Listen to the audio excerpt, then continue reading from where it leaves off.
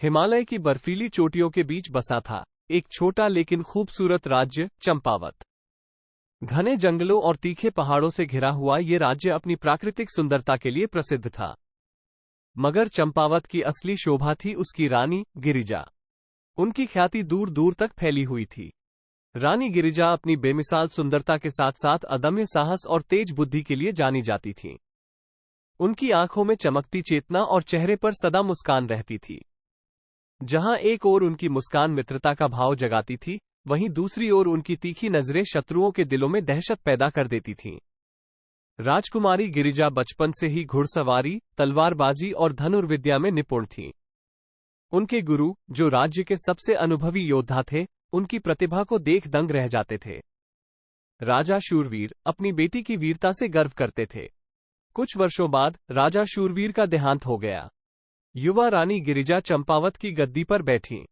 उनकी युवावस्था को देखकर कई राजाओं ने चंपावत पर हमला करने का सपना देखा, लेकिन रानी गिरिजा की रणनीति और वीर सैनिकों के सामने उनकी सारी धमकियां फीकी पड़ गईं। रानी गिरिजा ने न केवल राज्य की रक्षा की, बल्कि आसपास के कई छोटे राज्यों को भी आक्रमणों से बचाया। उनके शासन में चंपावत में हमेशा शांति और सुख समृद्धि बनी रही।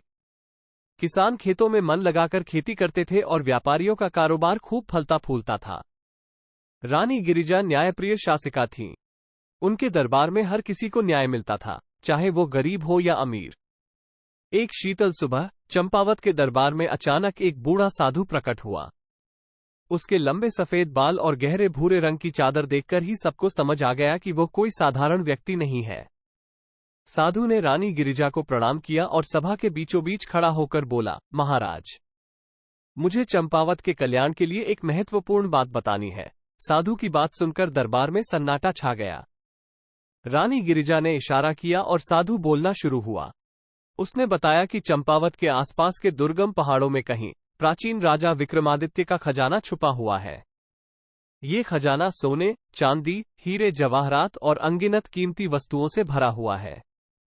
जिस किसी को भी यह खजाना मिल जाएगा, वो अकल्पनीय रूप से धनवान बन जाएगा। साधु की बातें सुनकर कुछ दरबारियों के चेहरों पर लालच की चमक आ गई, लेकिन रानी गिरिजा की आंखों में कोई बदलाव नहीं आया। उन्होंने शांत स्वर में पूछा, साधु जी, आप इस खजाने के बारे में इतना कैसे जानते हैं? साधु मुस्कुराया और बोला, महाराज, मुझे प्राचीन ग्रंथों का ज्ञान है। उन ग्रंथों में ही मुझे इस खजाने का उल्लेख मिला है।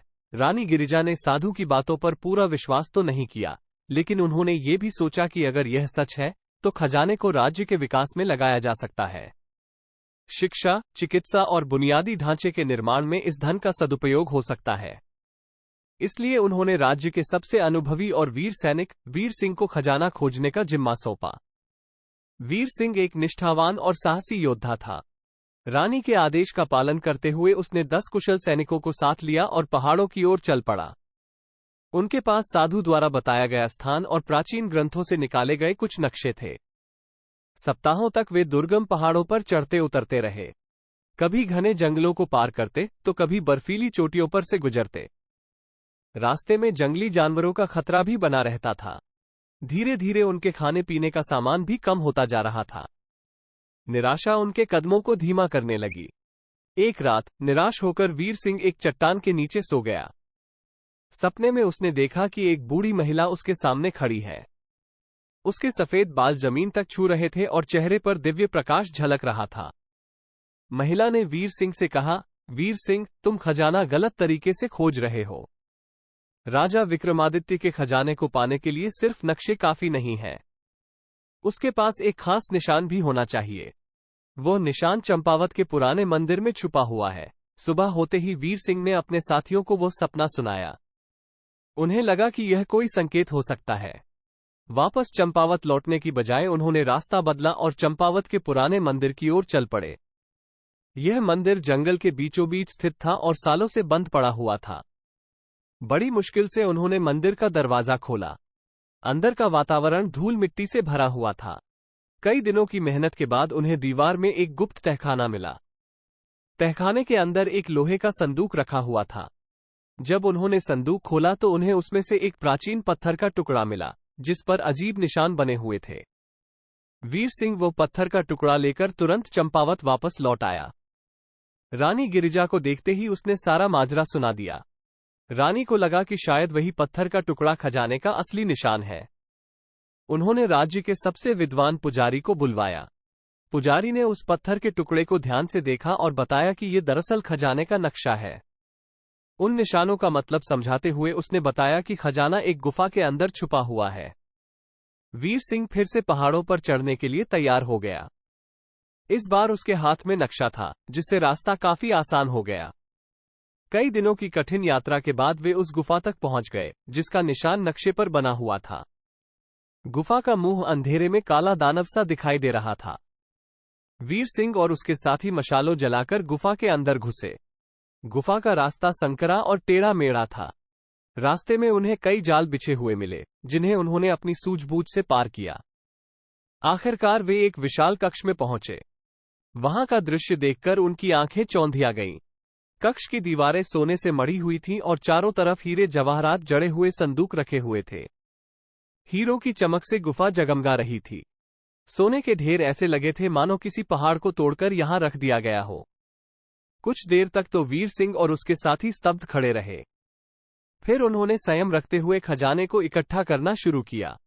सोने चांदी के जेवर, हीरे जवाहरात और अनगिनत कीमती सामान उन्होंने मजबूत बक्सों में भरना शुरू किया। कई दिनों की मेहनत के बाद सारा खजाना बक्सों में समेट लिया गया। वापसी का रास्ता भी उतना ही कठिन था।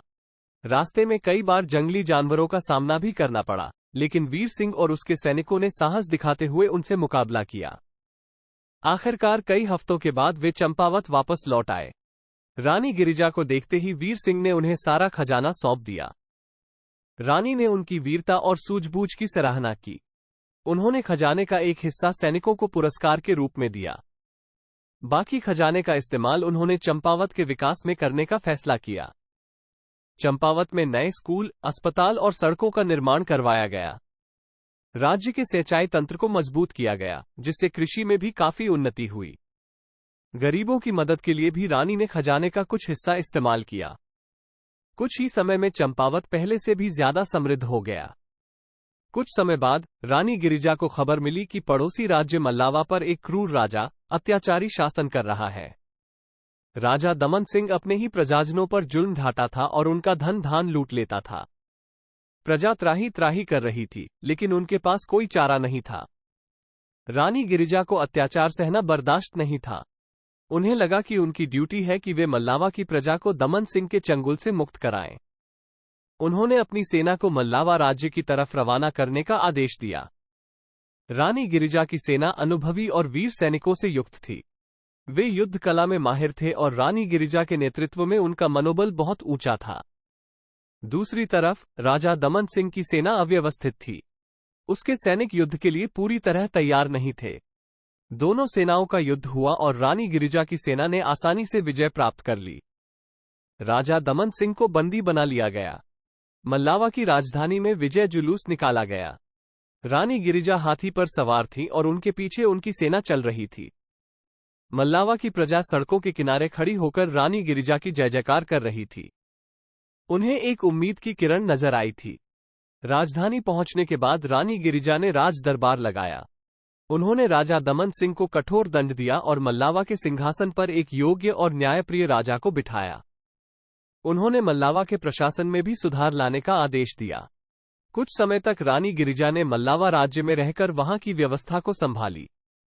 उन्होंने ये सुनिश्चित किया कि नया राजा ठीक से शासन कर सके और प्रजा सुखी रहे। इसके बाद वे चंपावत वापस लौट आईं। रानी गिरिजा की वीरता और न्यायप्रियता की ख्याति दूर दूर तक फैल गई। लोग उन्हें पहाड़ों की रानी कहकर पुकारने लगे। उनके राज्य चंपावत को शांति और समृद्धि का प्रतीक माना जाने लगा। कई साल बीत गए। रानी गिरिजा अब पहले जैसी युवा नहीं रहीं, लेकिन उनका रौब और तेज कम नहीं हुआ था। राज्य में शांति बनी हुई थी और प्रजा खुशहाल थी। एक दिन रानी गिरिजा को एक भयानक खबर मिली। उनके विश्वासपात्र सलाहकार रक्षपाल, जो चंपावत के सेनापति भी थे, ने उनसे विश्वासघात कर दिया था।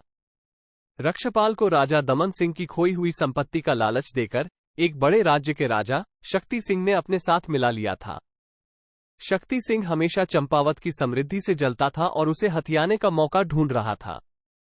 रक्षपाल ने चंपावत के राज्य के गुप्त रास्तों और कमजोरियों की सारी जानकारी शक्ति सिंह को दे दी। शक्ति सिंह ने एक विशाल सेना तैयार की और रात के अंधेरे में चंपावत पर आक्रमण कर दिया। चंपावत की सेना को इस धोखेबाज हमले के लिए तैयार रहने का मौका नहीं मिला। रक्षपाल ने भी शक्ति सिंह की सेना का साथ दिया।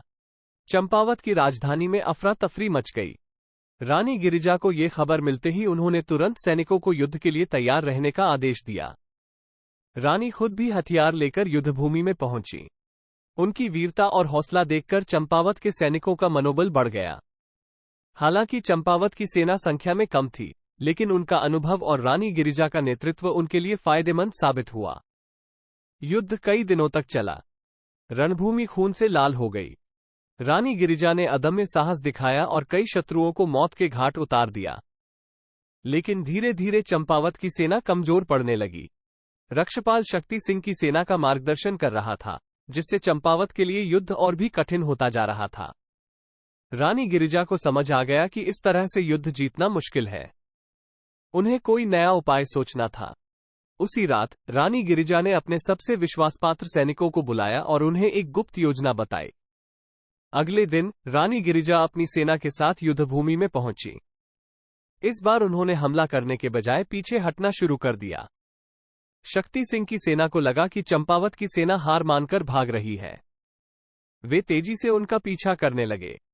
रानी गिरिजा जानती थी कि शक्ति सिंह की सेना को एक संकरे घाटी से होकर गुजरना होगा।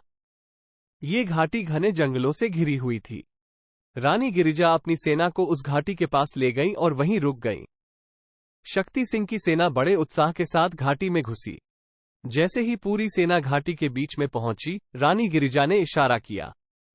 ऊपर पहाड़ों पर छिपे हुए चंपावत के सैनिकों ने शत्रु सेना पर पत्थरों और जलती हुई लकड़ियों की वर्षा शुरू कर दी। घाटी में अचानक मची इस भयावहता से शक्ति सिंह की सेना घबरा गई। संकरे रास्ते से भागने की कोशिश में वे एक दूसरे को रौंदने लगे। आग की लपटों ने घाटी को घेर लिया और चीख पुकार मच गई। रानी गिरिजा ने इस मौके का फायदा उठाते हुए अपनी सेना को आगे बढ़ाने का आदेश दिया। चंपावत के सैनिकों ने जोश भरकर शत्रु सेना पर हमला कर दिया। रानी गिरिजा भी सबसे आगे बढ़कर युद्ध कर रही थी। रक्षपाल को सामने देखते ही उनके गुस्से का ठिकाना न रहा। दोनों के बीच घमासान युद्ध हुआ। रक्षपाल को अपने किए हुए पर पछतावा होने लगा, लेकिन अब बहुत देर हो चुकी थी। रानी गिरिजा ने रक्षपाल को युद्ध में पराजित कर दिया। युद्ध धीरे धीरे चंपावत के पक्ष में होता जा रहा था। शक्ति सिंह की सेना बुरी तरह से फंस गई थी। आखिरकार हार मानकर शक्ति सिंह को युद्धभूमि से भागना पड़ा। रानी गिरिजा ने उनका पीछा नहीं किया। युद्ध तो जीत लिया गया था, लेकिन चंपावत को भी भारी क्षति हुई थी। कई वीर सैनिक शहीद हो गए थे। रानी गिरिजा खुद भी युद्ध में गंभीर रूप से घायल हो गई थी। उन्हें महल ले जाया गया, लेकिन उनकी चोटें इतनी गंभीर थी कि उन्हें बचाया नहीं जा सका।